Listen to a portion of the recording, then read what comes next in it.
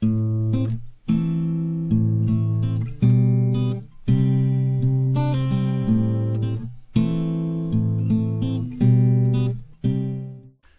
there, fellow showmates. Welcome to episode 18 of El Camino de Santiago Pilgrims podcast, where we talk about planning, preparation and packing for walking the road to Santiago, as well as tips, tricks and hacks to make your journey along the way a lot more enjoyable. Fellow peregrinos, we want to take the grim out of the pilgrimage, put more bounce in your boots, put more Ks in your days. And today we are talking to a lovely lady who is residing in New South Wales, Australia. Audrey Lee is going to be walking the Camino in August 2020, the Camino Frances. And I thought it would be a great idea to talk to somebody who is in the planning phase of their Camino. So maybe those of you that are in the same phase too, or about to go and walk the Camino again, could maybe pick up a few tips and tricks from what Audrey's up to get ready. So Audrey, thank you so much for joining us on the podcast.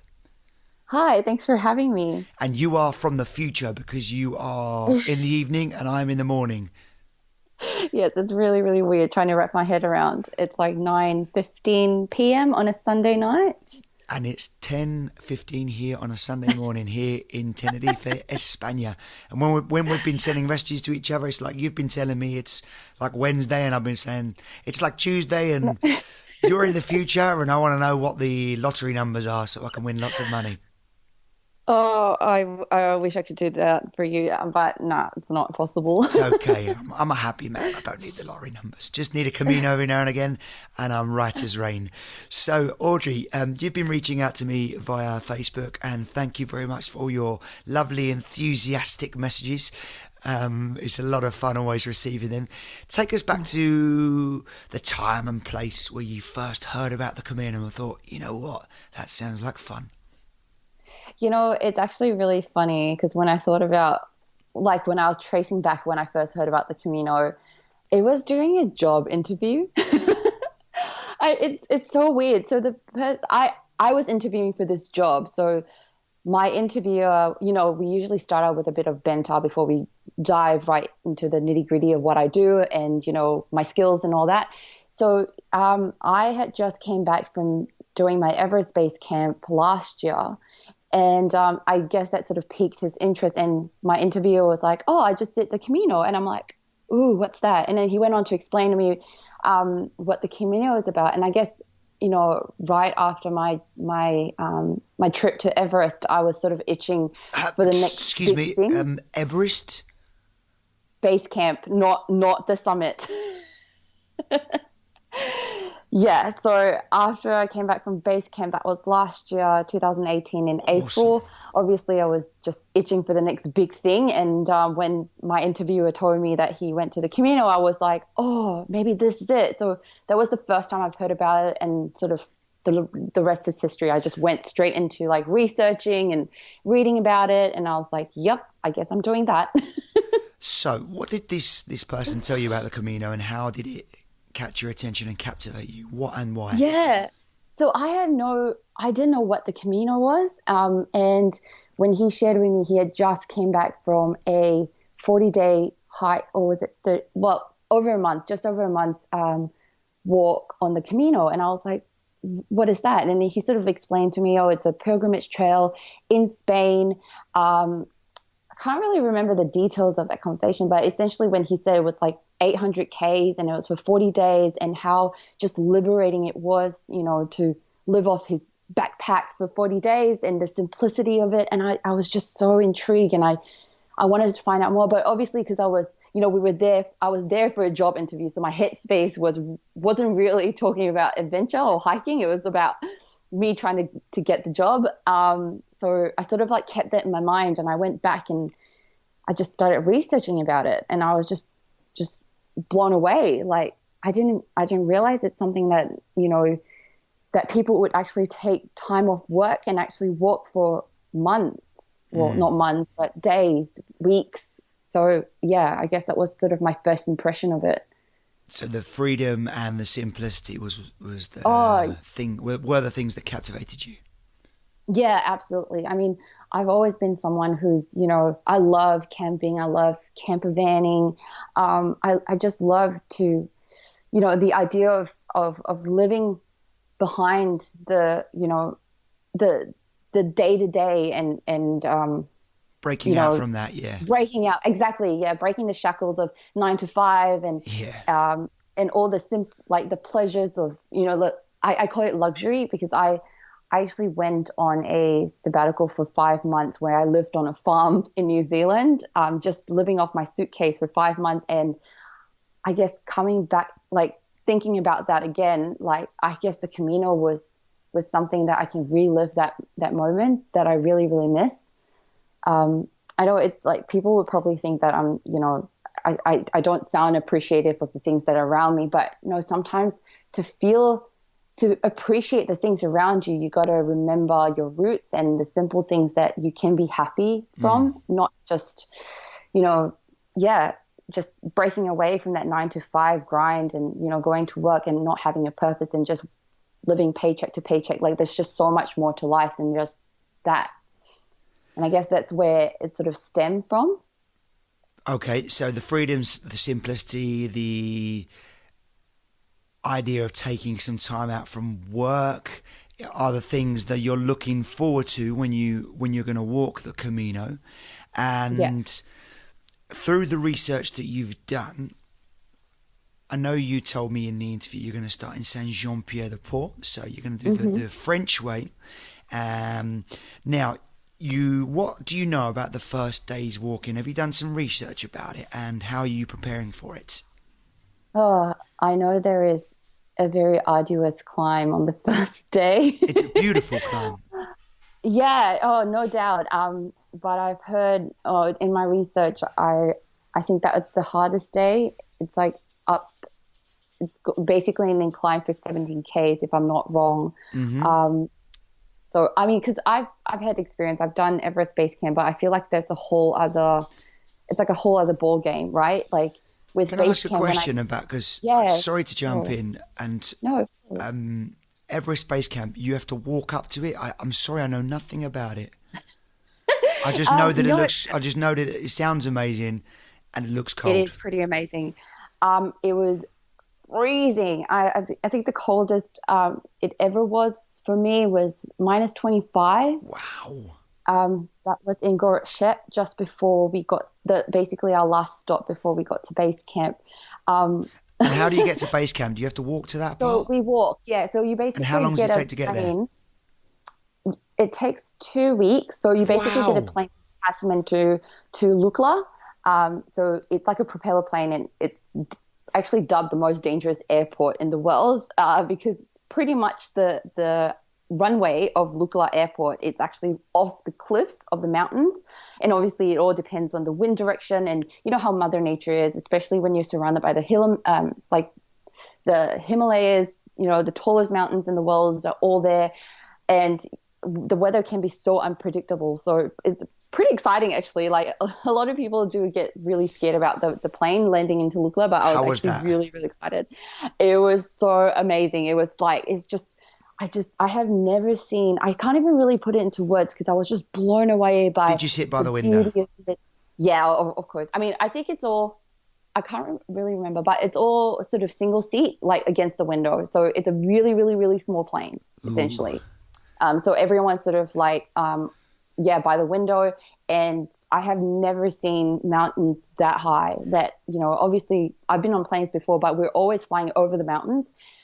But being on that plane, just surrounded by the Himalayas, because they're so tall, we can't go over it. So you're basically flying past them. And somehow I was just looking out of my window trying to locate the airport, and then out of nowhere is just this little tiny runway, like in between these two majestic mountains. And I really think that Nepalese pilots are the most talented, most skilled pilots out there, because I don't know how they actually managed to land a plane. It's insane. But it was such an experience. Amazing. It was amazing. Anyway, so we relating that to your Camino, the start of your Camino. It sounds like it's going to be a bit of a walk in the park. Well, but like I said, I feel like it's a whole other ball game, because when when I did base camp, it's 2 weeks. It's 2 weeks to do the whole trip, like return from Lukla to base camp. So it takes about 10 days to go up and 4 days to go down, because we had to, account for the days where we had to acclimatize. So the thing with Camino is it's long distance walking. Whereas for base camp, it's not really long distance. Yes, it's really hard because you got to climb from Lukla. You start at like 2-3 meters, and then you sort of like ascend up to base camp, which is at 5, if I'm not wrong, 5.3. So it's about 3,000 meters in altitude. So it's the altitude that you had to combat, and obviously the cold, the weather. And what I'm planning for Camino is in summer.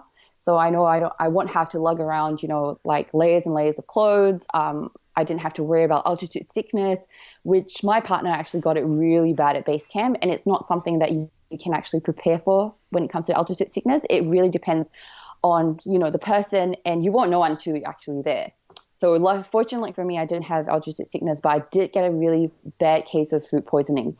So it's all these things that I hadn't, I guess I was prepared for before base camp in terms of, the weather, the temperature, and I know that my stomach's not going to be used to the food up there because, mind you, anything that they transport food over to Lukla and up, they had to fly from Kathmandu, and basically everything's all human powered. So the Sherpas actually carry the food up. So the higher you get to the mountains, obviously the more contaminated the food can get, if that makes sense. Yeah. So I had to take that into account. Whereas the Camino, I know I'm a lot safer in that sense. Like the food's going to be a lot cleaner, or you can drink water from the tap. I couldn't drink water from the tap as well. So it's these sort of things that I'm, it's going to seem like a lot easier for you, yeah. It may seem easier, but I mean, like I said, it's a long distance hike. I think Everest in total was about 63 k's, and that's like. But the conditions and the altitude and the ascents obviously make it a lot more than that, yeah. Exactly. Okay, so you said that first climb is 17k. And for those that don't know, there is an opportunity to break that up with a stop in Horizon, which is an albergue that I think is actually closed this winter. So for those that are walking in the winter, it's probably best that you check the weather conditions before you tackle that climb, because there is also a path around the mountains as well. So are you planning to stop in Horizon, or are you going to do the whole thing in one go? I did think about that because I'm doing it with my partner, and he did base camp with me as well, sort of like in this adventure thing together. I'm keen to try to power it through because obviously I want to try to hit the other towns, or I feel like if you get through that first hurdle, anything after that will be a lot easier. That's just my mentality. My partner's not super keen. He's actually quite the opposite. So you're one of these no pain, no gain people, aren't you? Yeah. Give me more. Yeah, well, I'm the sort of person, if you can get through the hardest bit, everything will be like a breeze pretty much after that. Whereas my partner sort of like wants to, I guess, like ease into it, gradually. Mm-hmm. Yeah.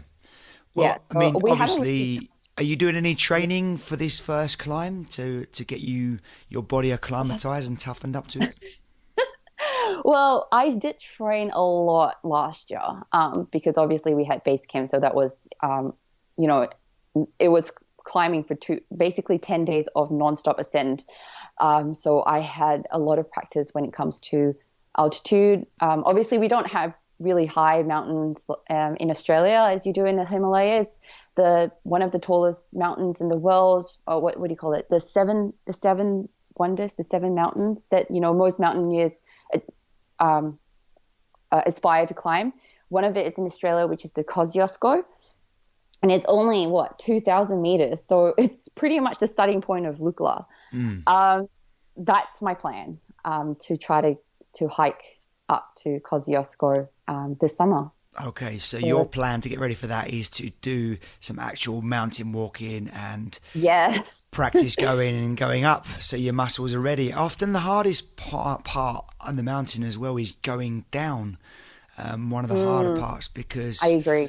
you know, the gravity obviously pulls you down, and there's parts of it where, I mean, on that descent into Roncesvalles, which is the next town over after Saint-Jean, I found myself running down parts of it because it was so steep. So if you've got knee problems, then walking poles could definitely be a good idea. Are you planning to use those? 100%. Yeah. So I got, sorry, I keep referring back to base camp. No, this is something you're always going to talk about. You know, it's understandable. It's like if you've been to the moon, it's the same thing, you know, so... Because I guess I'm always trying to use that experience, you know, it's sort of like a guide. Like it's a reference point for you, yeah. It's a reference point, exactly. Yeah. And I agree. I think I would much rather climb up than climb down. Although coming down Mount Everest back to Lukla was well, I basically sprint down. I just couldn't wait to get home. And so I don't know if it was the adrenaline that was kicking and the fact that it was because it was really, really steep as well. So you just walk really fast. But I agree, like walking down actually takes a toll on my knees. I think it comes with age as well. So I actually got walking poles in Kathmandu before I actually climb up to base camp, because I've heard, you know, people telling me, don't underestimate walking poles. I think you really need it for balance and things like that. And oh my gosh, that was one of my like highly recommended equipment if you ever go mountain climbing. That's to get walking poles, because you don't know how much your knees will be able to sustain your body weight, especially for long hiking. Until you actually do it, and then. Well, my knees were just in terrible shape. Even with the walking poles, it helped so much, but I was in so much pain as well. Well, I know you keep referring back to the reference point of base camp at Everest, and if I were you, I'd be doing the same. And I feel a bit embarrassed now because in our pre-interview chat, I was saying, you know, I was thinking I was, you know, maybe something special. Well, obviously not, but I'm just joking. But, you know, I've walked the Camino Portuguese, I've walked the Camino Frances, you know, and then you just come up with, yeah, I've been to the base camp of Everest. I'm like, well, okay, I'll just be quiet then. But yeah, I mean, that's great advice. So walking poles will come in handy, and for those of you that maybe don't want to carry them on the plane, or maybe your airline doesn't allow them and you'd have to pay extra, you can buy them in Saint-Jean-Pied-de-Port. There is a sports shop there. I think there's 2 or 3 actually. So if you go to our Facebook page, El Camino de Santiago Pilgrims Podcast, there is a link to a shop in Saint-Jean-Pied-de-Port where you can buy those. So let's imagine you've made it over the Pyrenees, which you're going to do. Let's think positively.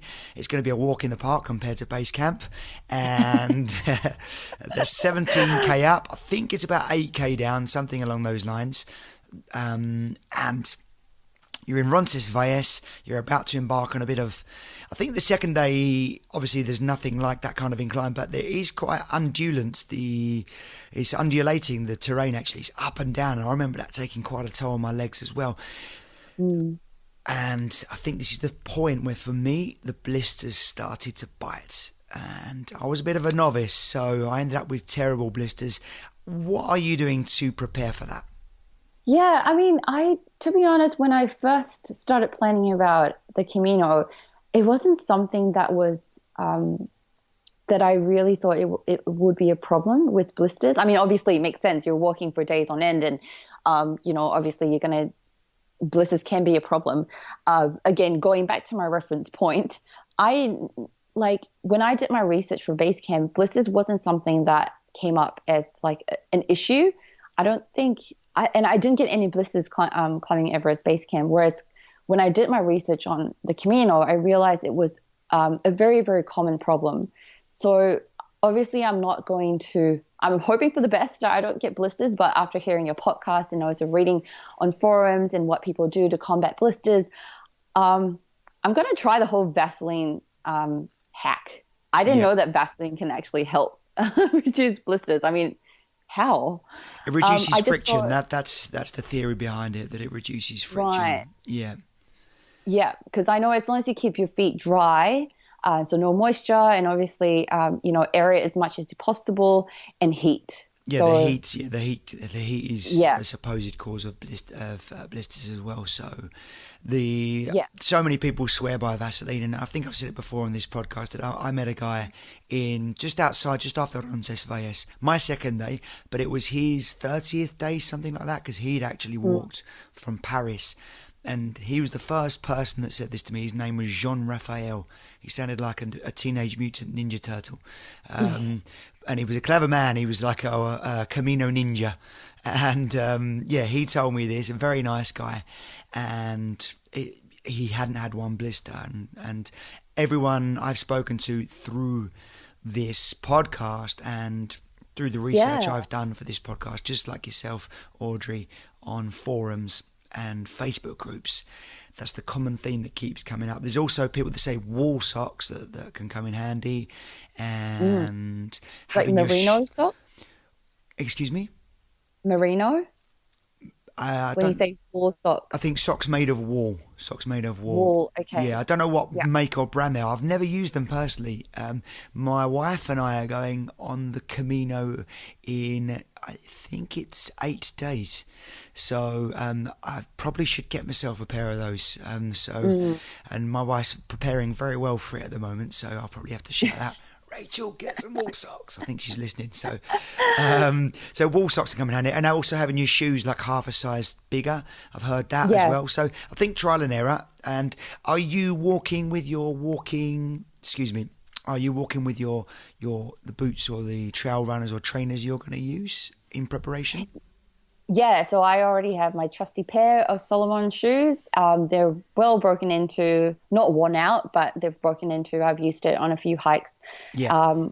I got it last year, so they're well over a year, but still in really good condition. So that's Are these the same ones you used at base camp? No. So what happened to those? Are they in the museum? I don't think I will ever throw away those pair. I feel like that pair of boots literally took me to mountains. It's because it's a high ankle boots, whereas I feel the Camino, I don't really need a high ankle boots. The really rock solid sturdy ones that I use for base camp. So the Solomon shoes that I've got, they're just trail runners, and I feel like that would suffice. Yeah, I would say so as well. Yeah, considering it's summer as well, I don't need such thick boots, and obviously Everest was. It was a lot more conducive for the environments and the surroundings on Everest to use high ankle boots. So, no, they're a different pair. Okay. But I'm really excited to be using them actually, because they've done me well. I've been on hikes on them, and I haven't tried the Vaseline hack, but when I do the Kosciuszko climb, I will, because I think that would be a 3-day hike if I were to camp there as well. But obviously not to the extent of what's going to be on the Camino. That's 40 days I'm aiming for. Yeah. You're aiming for 40 days? We'll average out 40 days, because I'm planning to go to, forgive me, my Spanish is just so bad. Like I'm trying to learn certain Spanish words. I don't speak Spanish at all, but I'm trying to pick up a few Spanish words. I think one of your episodes on your podcast was very helpful, so I'm going to bookmark that. Thank you very much. But the Finisterre, the end of the world. Finisterre is good. Yeah, I mean, there's the Spanish. The Spanish have another pronunciation, but that's how we say it in English. Yeah, Finisterre. I mean, I would highly recommend Finisterre. Highly recommend it. Yes, it's amazing. So, it is just you saying that word Finisterre just made the hairs on my arms stand on end. Oh, I'm not exaggerating. It's. I mean, especially if you go in the summertime, because obviously you're going to see a spectacular sunset, but you have to climb. Well, you don't have to, but I would recommend that you walk up to the lighthouse at sunset and witness the sunset from there. You can also see it from the beach, and it's beautiful, but the sunset is as big as the sky. It's just a ball of fire as big as the sky, because you're at the second furthest point west in Europe. I think the only further point west in Europe is the Azore Islands, and obviously that's in the middle of the Atlantic and is part of Portugal. So have you heard anything else that has made you want to walk there to Finisterre? Oh, the first time I heard about the name, and what it actually means, like translated into English, I was like sold. The journey can't be completed until you actually walk to the end of the world. Could you explain? Literally. Do you know the history behind it? Could you explain that for the listeners? Whoa, I've sort of put me in the spot there. It's not like a major thing, but I thought, just maybe, before the Americas were discovered, the Europeans and the Romans and everyone thought that was the furthest point west in the world, or the end of the world. There was nothing out there, just sea, ocean, and Mars, I guess. And and that's why they believed it was the end of the world, and so termed Finisterra in Latin, end of the land. Finisterra. Yeah, Finisterra. Right. Is that how you say it in Spanish? Finisterra is how you say it in Spanish. And there's a Latin spelling of it as well, yeah. So, and apologise for my hoarse voice. I have a very, very, very intensive gig schedule at the moment. So, my voice is going to be looking forward to a break come next week when we go on the Camino. So, that was the idea behind it. So that's what's attracted you to it, the history and the mystery and romance behind it.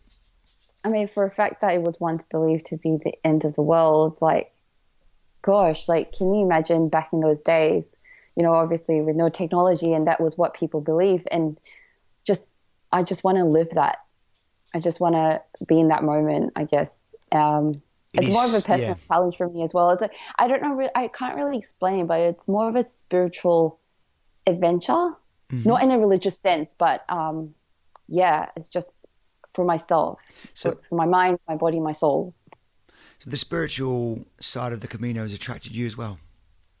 Oh, 100%. I know a lot of, I've spoken to a few people who have done it, who have sort of come to a crossroads in their life, and they're just using the time, to walk and think and really reflect on themselves and figure out what the next move is going to be. I personally, I'm not at a crossroad. I feel that at this point in my life, I've been really happy, actually. I mean, for a fact that I'm originally from Singapore and I moved to Australia, which has been my lifelong dream. And so everything that I do now is just, I'm generally just really, really happy at this point in my life. But I guess doing the Camino for me, it's, I feel like you never ever you never get to know or understand yourself fully. I feel like that's a never-ending journey, of finding yourself and what you want to do in your life, your purpose. So I feel like now that I've, ticked this goal, moving to Australia, I've fulfilled this dream, what's next for me? That's what I hope to figure out in the Camino. So what your next goal is? What my next goal is, what my purpose is, for myself or for others. I just want to, not get distracted from, the day ins and out, the distractions of life. And it's so easy for life to just get in the way that sometimes I find it really, really hard to disconnect. And I say that as well because it's ironic. I work in social media as my profession. So as much as I would love to delete Facebook or just disconnect for a little while, I can't, because that's my bread and butter. So I guess that was what really drew to me, like being on the Camino and hopefully being able to disengage from everything else for a little while. I mean, it is a great place to do that. There's no doubt about it. And in many ways, it is like a throwback to hundreds of years ago, before all this technology was developed and we became as humans so addicted to it and dependent on it. I mean, it really is one of my bugbears that my phone is always begging me to look at it. And I've said to my wife many times, I'm going to get rid of this phone. I'm going to get rid of this phone. I have everything I need on my laptop. I don't need it to be in my pocket. And the Camino is definitely a good time to do that. So I know we had this chat on Facebook. You said to me about will you be able to work while you're on the Camino? I have no doubt that you'll be able to work while you're on the Camino. You might find it difficult in some of the more remote towns or villages to find the Wi-Fi connection. But I do think more often than not you will be able to connect when you're walking for the day. And my own personal way of doing the Camino, and this isn't the way you have to do it or anyone else has to do it, it is to turn off my phone while I walk. And in actual fact, to keep it switched off unless I need it in an emergency. And that is the way I walk the Camino. When I go next Sunday, it's going to be off, and it's going to be off the whole time unless I really, really, really need it. Now, I know that there are positives of having our phones on the Camino, which will, we can talk about if we need it in an emergency. And we said before about the necessity to call friends, family, loved ones, check in, let them know you're okay. And that can't be argued. It is definitely useful for that reason. But I do believe you get more out of the Camino the more you keep your phone switched off. And talking about relating it back to your point about trying to find some time to work out what your next step is going to be, what your next goal, your next purpose. And that is a spiritual journey in itself, because it's about you self-actualizing in actual fact. You've hit one goal, you've hit one part of Maslow's hierarchy of needs. I don't know if you've ever seen that, but yeah. So you're obviously climbing that triangle, that ladder, that pyramid, aren't you?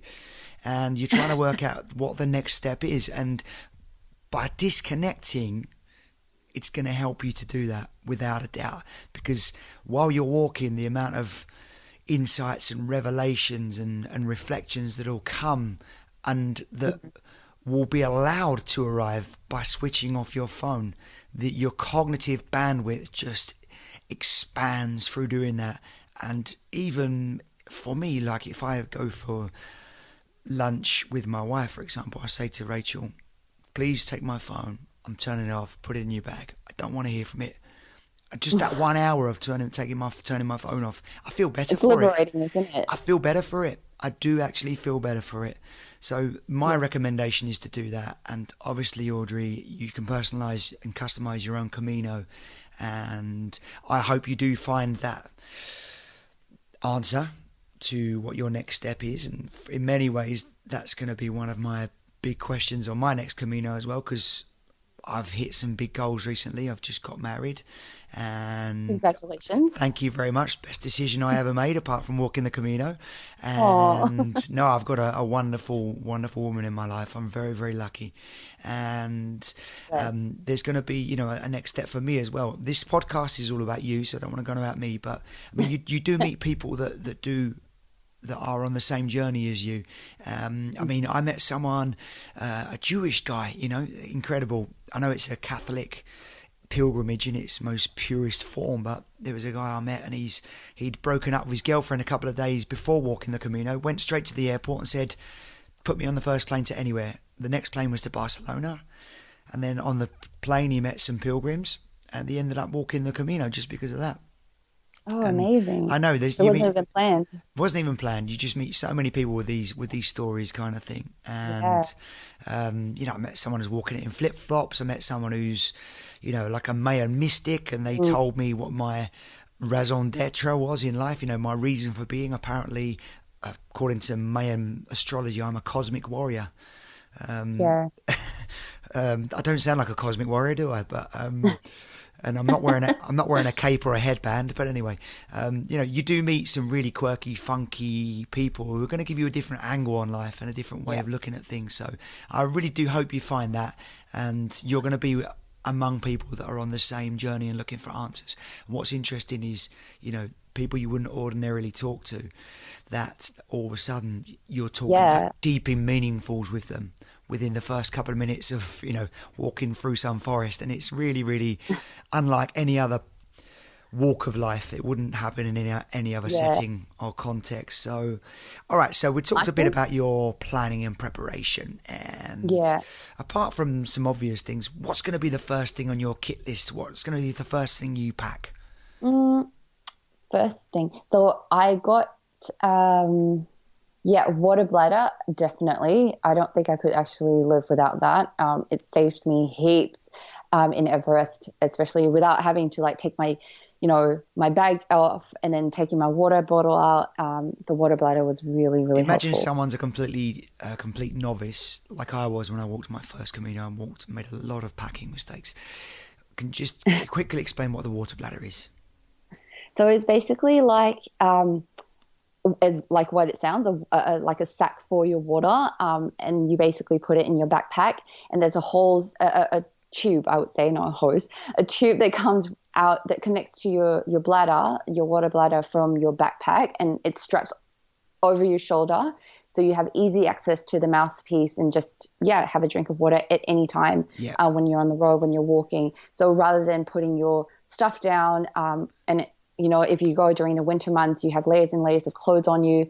It gets very cumbersome, having to take like the layers off or putting your bag down, having a dig around, trying to find a water bottle. It's just so much easier, especially if you're going to be doing long distance hike. It comes in really handy, and it's so important to keep yourself hydrated when you're on the road as well. And sometimes with that inconvenience, you don't really drink as much as you should. Sounds like you should do an advert for water bladders. If I didn't have one, I would just be on the phone right now buying 10 of them. Did I just sell the idea? You killed it. You smashed it. Amazing. Well, it's based on experience, so I highly recommend it. That's like the first on the list. Okay, definitely. So your water bladder. And is there a town, city or village that you're most looking forward to visiting, and why? Okay, this is going to sound really funny or corny, but I'm very excited. We love corny.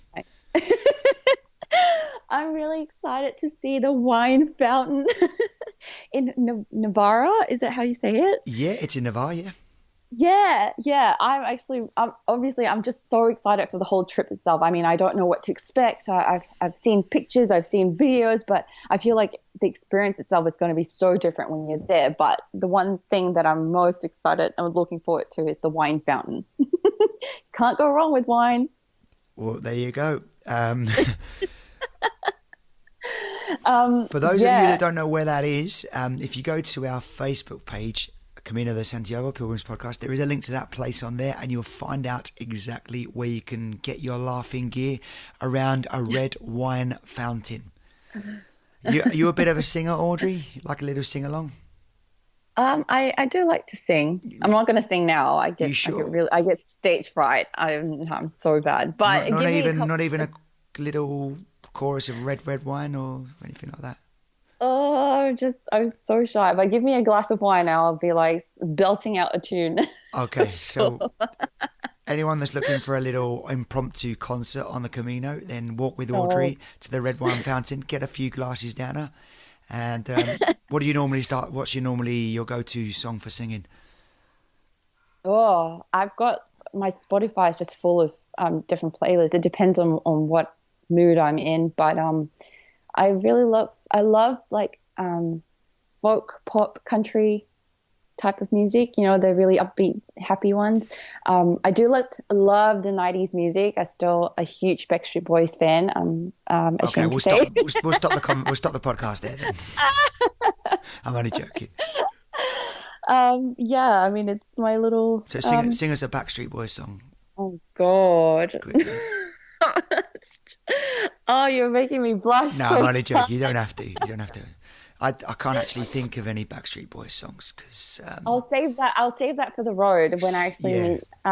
Could have been like Country Road, something like that. I don't know.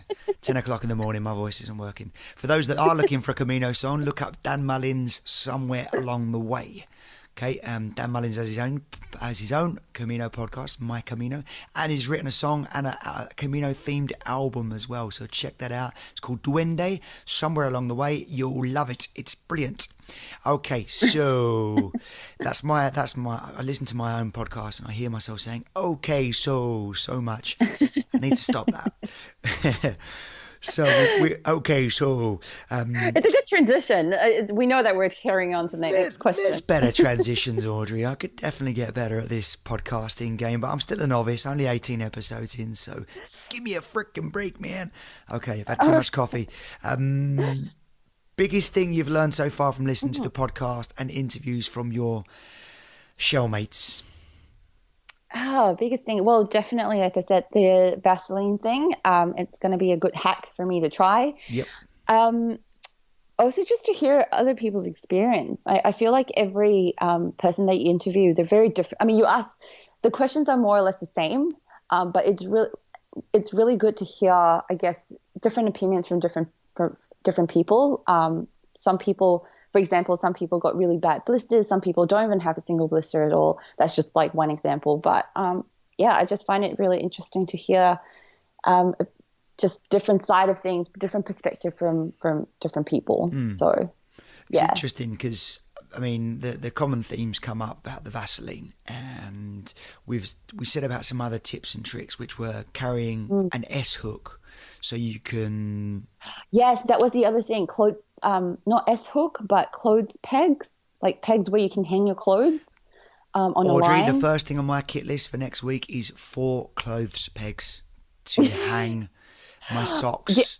I would never have thought of that, but that is brilliant. Of course, yes. So many times you get to the Albergs and there's no pegs, and you're there's no way to hang your clothes up, and it's really important because that is part of your theory or part of your strategy of packing light, so you can wash clothes along the way.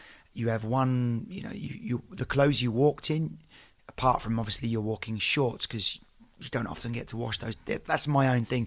You walk in your pair, you got your walking shorts, and when you finish walking for the day, you can hang them up and air them, for example. I don't wash them because they're not always guaranteed to be dry, but stuff like underwear, socks and boxer shorts or whatever you got, you rinse them out. I only carry 3 pairs of each.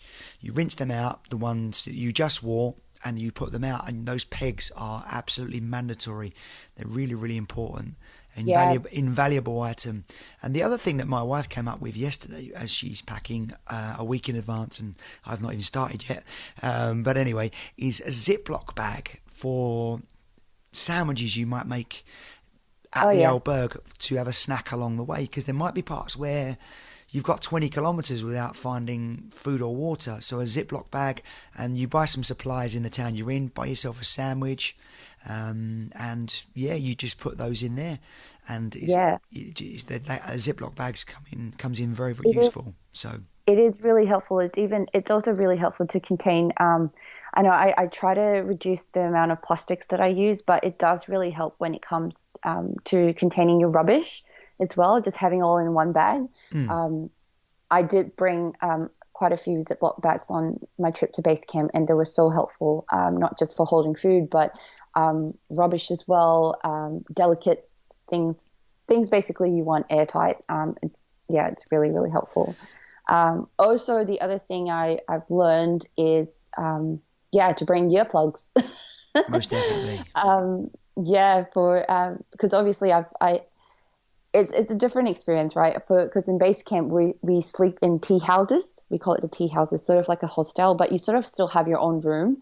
But this will be, a whole different ball game, sleeping in a room full of people, and obviously you experience like people who snores at night, and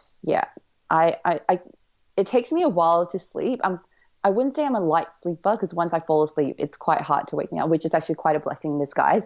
But it does take me a long time to fall asleep. So definitely earplugs I'll be taking with me.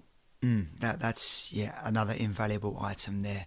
And also, someone mentioned a Turkish towel as well, which you can, if you're on the bottom bunk, if you can score a bottom bunk, and all recommendations are, and I remember thinking this as well on my 2nd or 3rd day, I'm going to get a bottom bunk away from any staircases, away from any entry or exit points, because that's where you're going to get a lot of people passing by. And you can have a Turkish towel for a bit of privacy as well. And also some earphones if you like to listen to music on your on your phone, because in recent times there's been people that are listening to their phones without without earphones in the albergs. And personally, I find that a little bit antisocial and a little bit selfish. Yeah, that's really rude. That's just my own personal opinion. I'm not saying I'm right or wrong, but my own approach is I take earplugs so I don't disturb somebody. And packing your bag before you go to bed so you don't do it in the morning and wake people up, or pack your bag outside the room. Just best practices, considerate ways to be a good pilgrim. And are you planning on staying in the albergs? Yeah, definitely. Yeah. Just as part of the experience. I guess I wanted to ask you as well, do you need to pre-book the albergs, or do you usually get, are you able to just rock up to one and just get a spot immediately? I mean, obviously during the high season, the popular season, I've read in places where you do have to pre-book. I think if you want to be guaranteed a bed, I think Dan Mullins coined the term on his podcast, My Camino. Look that up. Yeah. He's coined the term a spreadsheet pilgrim, which is someone who's obviously got it all typed out and planned out. Then you're going to want to book in advance if you feel that you need that kind of security. Okay. I didn't do that. I've never done that, because I like the idea of the freedom and the liberty and the simplicity and the flexibility. And I think I've never ended up without a bed. Never. Yeah. There's always, and obviously you can plan with contingencies. So, for example, if you, like you say, rock up and there's not a bed, and you see that there's somewhere 3 kilometers on, which is, in theory, another half hour walking. As long as you know there's contingencies, and I always saw that that was fine. But I would also say, Audrey, you're doing it in the summer, so you're going to find a lot of places open. Everywhere is going to be open. As opposed to winter, like Rachel and I were going next week, and we're checking out that all the albergs are still open, and to our delights, they all are. I personally wouldn't do it, and I don't do it. But for people that want that safety and security, get online, check out, obviously according to your itinerary, where you're going to stop, and find out those places if they're open or if they do accept pre-bookings, because not everywhere does. Some of the albergs are stuck 500 years ago, and they don't actually take online bookings, which I think is enchanting and great. So that's one of the most appealing things about the Camino, that it does have this side to it. And the last thing I would want to be doing would be getting on my phone and trying to book somewhere, because I just don't want to be on my phone when I'm on the Camino. It's one of my things. I'm not saying it's right or wrong, but it's one of my things. So you can book in advance. Not everywhere does accept advance bookings, but if you do want that guarantee, but my own personal recommendation is just go with the flow. But I'm that kind of person. I'm really hoping. And you got your boyfriend with you as well, right? You said. Yeah, exactly. Yeah. So. I mean, there's a reason why we sort of panned it out for 40 days. It seems a bit long, but we wanted to, obviously we want to leave a couple of days where, a few instances where we want to stay in a town for a little bit longer, have a rest day, for example, as well, just to give us a bit of leeway so that we're not rushing to, because this is I feel like this is going to be a once in a lifetime experience. Absolutely. And I don't want to rush it. The last thing I want to do is actually rush it. So I want to give myself more days than less.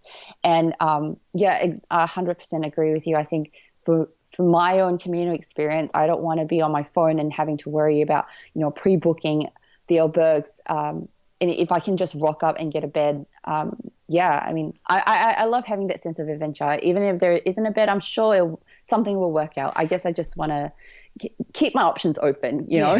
And I will say this as well, Audrey, from my own experience of the Camino, sometimes when you rock up and you don't get a bed, that often leads you onto something a lot better. Yeah. And more exciting and more quirky and more interesting as well. I mean, Rachel and I, when we walked the Camino Portuguese, we turned up in Valença, which is on the Portuguese-Spanish border. We had all intents and purposes of staying in the albergue, which is, we always stay in the albergues because we feel like that is a better way to stay in contact and feel that Camino magic. I'm not saying that anyone that doesn't stay in the albergues is any less of a pilgrim. I disagree with that statement because it's all a personal thing, the Camino. But one of the great things about when you stop in the albergues is you're surrounded by your fellow pilgrims, and you're sharing their stories, you're finding out their journeys, and you definitely, to me, it enhances the Camino. Even though they're very Spartan and very basic, sometimes not always clean or comfortable, but that's all part of the character building as well. Anyway, we ended up in Valencia. The albergue was closed. Apparently, we had to call the police station or call some number. I can't remember what it was to get the key. We couldn't get hold of the key. We ended up traipsing around town in the rain, trying to get somewhere. This is all part of the adventure, the story, you know. We ended up in this amazing place. And it was $100 for the night, so much more than 10 times more than we'd pay in the hostels. But this lovely Portuguese family, they were so welcoming. The walls were actually made of, like, I think it was some kind of velvety carpet. It was like an old stately home, golden framed pictures, you know, creaky staircases. The beds were amazing. The hosts were so welcoming. You know, they tried to get us to have breakfast in the morning. We didn't have breakfast because we wanted to get on the road early. And anyway, they got up to wave us off and gave us a bag full of fruit and coffee to take with us for free. You know, you often find something that's better than where you planned. So if I was you, and the fact that you've got the security of being with your boyfriend, and again, this is all part of the removal from the escape from everyday life. And this is where you're going to find those adventures. That's my own personal opinion, and I speak from experience. But you're giving me goosebumps. I think that's what I'm most excited about. Like, everyone's walking the same path, but everyone has a different story. You know, they have a different backstory, they have different experiences, different perspective. And I think, like, even for base camp, when I did my base camp, I met so many amazing people that I'm still friends with to this day. You know, obviously, I mean, it's in that moment, because obviously for the Camino, it's quite different, because it's sort of like, you know, you meet different people, they come and go. It's what I assume it's going to be. Whereas for base camp, we basically were in a group for that 2 weeks, and essentially we became a family in that 2 weeks. You know, we really went through thick and thin with each other. And I feel like being on that Camino, and you know, everyone has their own story, have their own experiences, but at the end of the day, we're all the same. We're one. We're in that family. I already feel part of this community, this family, like people who have done the Camino, who are planning to do the Camino. Like, it's just, you know, there's just something that unifies us. It's great. It's so amazing. You're going to find your own Camino family as well, for sure.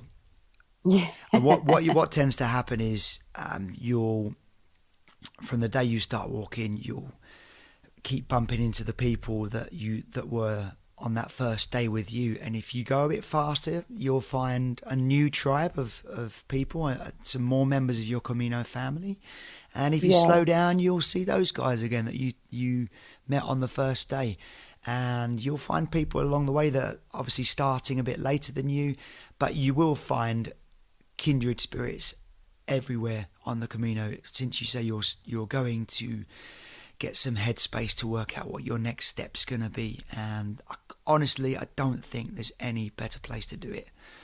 I certainly found my next steps when I did my first Camino, and even my Caminos after that I've always found something.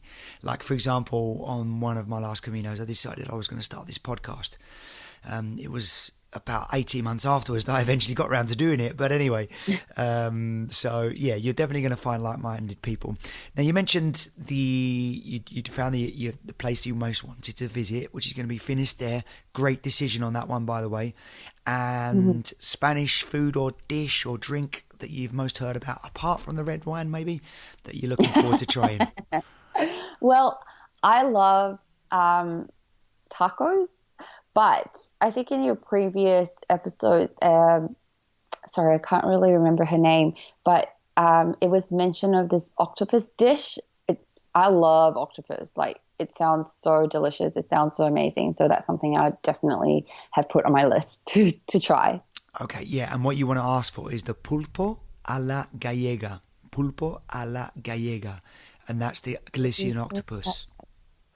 Yeah, I gotta have to repeat that word to myself a million times. That's all right. If you just say pulpo, they probably just bring it like that anyway, because that is the kind of standard way of doing it. But it comes on a round wooden board, and it's covered in like a paprika seasoning and oil, and it comes with sliced potato as well. I've not had breakfast yet, and I'm about to eat my microphone because it's making me so hungry. I've just had. I mean, it's past 10 here, and it's already making me it's making my mouth water. I just can't wait to taste all the food in Spain. It's amazing, and you also I'm get such a food person. You're a foodie. I'm a big foodie. I love food. It makes me happy. I've never heard that said before. If I get hungry, I get hangry. I get really hangry. My wife gets hangry too. I know to take cover. And yeah, so you got the tortilla española. That's one thing that people mention, and maybe try the tarta Santiago as well, which is a Santiago cake. That's an almond cake covered with a bit of a lemony zest, dusted in icing sugar. Really good stuff that as well. Oh my and you know what? I don't know if you drink beer, but it's always lovely to have that with. They have these kind of glasses of beer. They're called cañas. So if you say una caña, they're called cañas, or just say cerveza pequeña or whatever, small beer, and that always goes down so well with all the little tapas that you have as well. So highly recommend that. Now I know you've said it's quite late over there for you, so I don't want to keep you much longer because Audrey made the confession, everybody, that she's doing this interview in her PJs.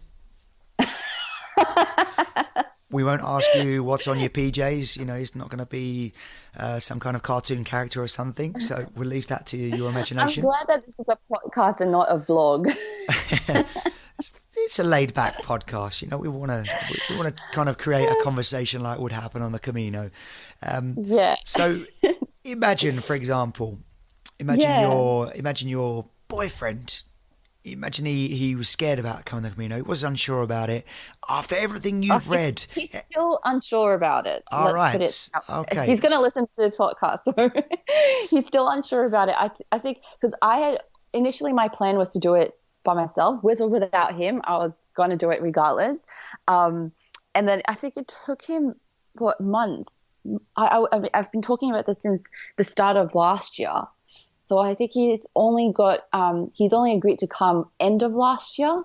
So it took him nearly a year to come around to the idea. He's just not a fan of walking 800 Ks. Well, he'll become a fan afterwards, hopefully.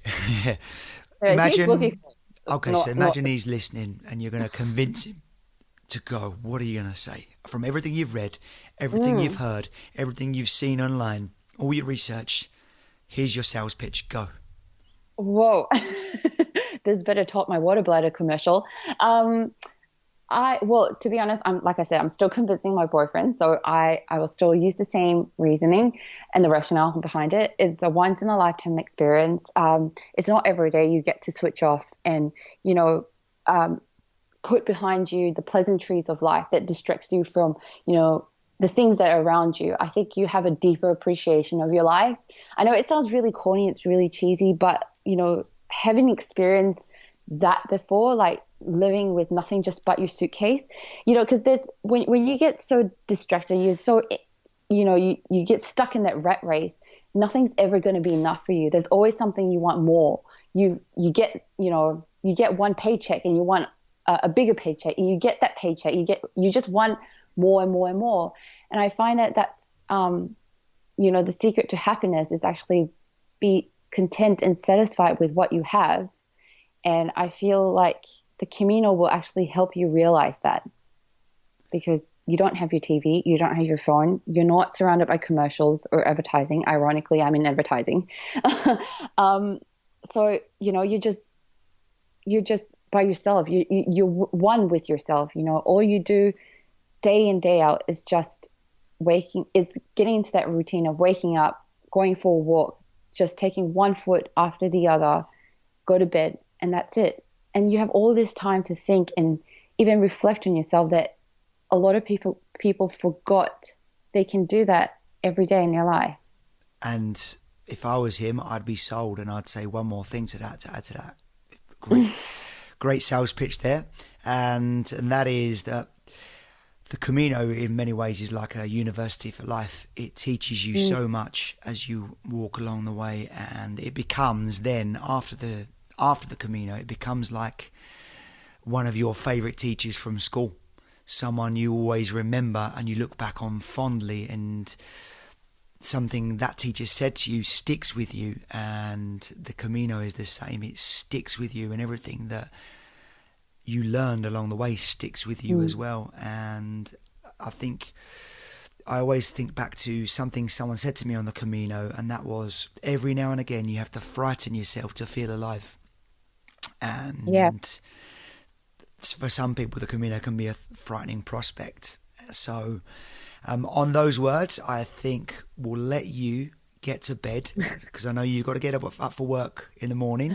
And I'm going to wish you an amazing Camino. If you've got any more questions along the way, I know you've been firing a few to me over Facebook, and feel free to fire away. Honestly, there's a lovely lady in America that I'm mentoring through one of the Facebook groups, and she's fired me all her worries and questions and queries, and I've always answered. And if anyone else has got any questions or queries, do feel free to just send me a PM on our Facebook page, Camino de Santiago Pilgrims Podcast. And you're going to hear this phrase every single day on your Camino, Audrey, and I'm telling you, it's going to give you an unreasonable amount of happiness. It doesn't make any sense why this phrase makes you feel so happy, and saying it to people makes you feel. Can I say it? I don't think I've ever. Do it your first time. Go on.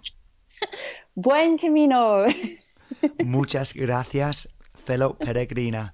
Thanks so much for your time, Audrey. And as they say in Spain, buenas noches, dulces sueños, sweet dreams. See ya.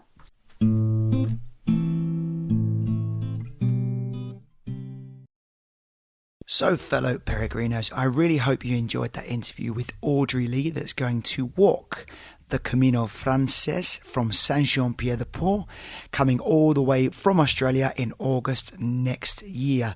For any Australian pilgrims, because I know that 20% of our listeners come from Australia, so if any of you guys over there are thinking of walking the Camino, you could make your way there just like Dina Corcoran did in episode 3, that she flew to Barcelona and then she made her way to Pamplona and started from there.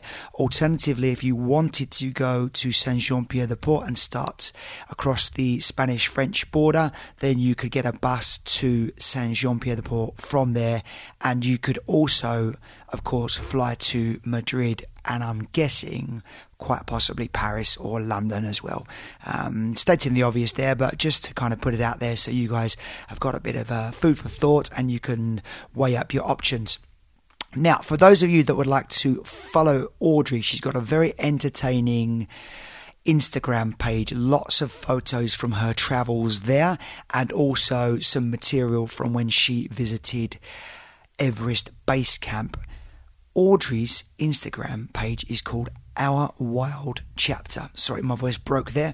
Like I said, a very strong intensive gig schedule at the moment, which is why I'm looking forward to my week-long Camino next week. So that's Our Wild Chapter on Instagram, and you can follow Audrey on there. She's got more than 8,000 followers, so she's got a little army that are following what Audrey's up to, so highly recommend you guys follow her on there. So just one more time, that's Our Wild Chapter. I hope my Cockney accent isn't too, shall we say, wild. There. Sometimes I hear myself and I cringe, but anyway, so yes, Instagram, Our Wild Chapter, that's Audrey's page there. And while you're liking people and following people, it would be lovely if you could follow us on Facebook as well. Our Facebook page is El Camino de Santiago Pilgrims Podcast. Please do give us a like and we'll be your best friend.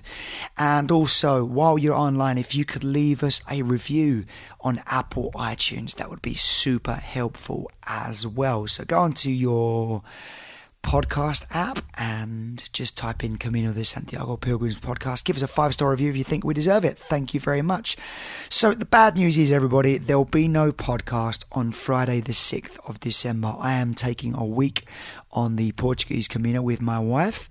As many of you regular listeners will know, I will not be connected to the World Wide Web while I walk unless there is some kind of emergency, which I'm hoping won't happen. I hope the biggest emergency will be that I need to eat lots of tapas because we're hungry. So no podcast on Friday the 6th of December. Okay, so apologies for that, but I do like to take a complete break whenever I do the Camino. But we'll be back again on Friday the 13th. That's one of the good things about Friday the 13th. That'll be the next podcast.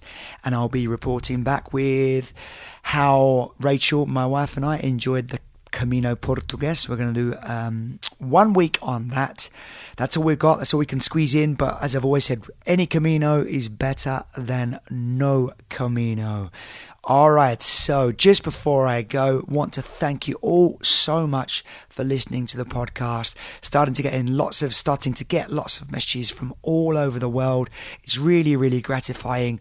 It motivates me to keep producing the content, to keep interviewing people, and I want to say a big congratulations, should I say, to Tracy Ornelas in America, who I have been mentoring, and she's just booked her ticket to walk the Camino in September next year. And I'm very, very, very happy for you, Tracy. Tracy Ornelas. I always go to do a Spanish pronunciation when I do that double L. Tracy Ornelas Nicholson, congratulations on booking your ticket to start the Camino in September. I'm really, really glad that I could give you that little push to do that. I did say to Tracy, if Horizon was fully booked, then my wife and I would escort her over the Pyrenees and I'd carry her bag. Rather unfortunately, Horizon is open, so I won't need to do that, but I still might come and do it anyway. And my wife, she doesn't mind any excuse to go and do the Camino either. So until Friday the 13th of December, thank you very much for listening, fellow peregrinos. I hope you keep well, shellmates. See ya in a couple of weeks. Buen camino.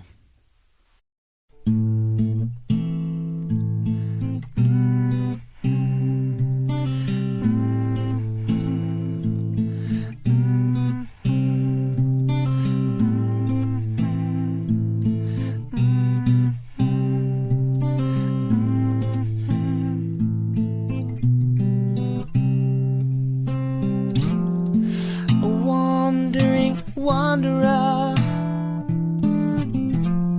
a life adventurer, said he's a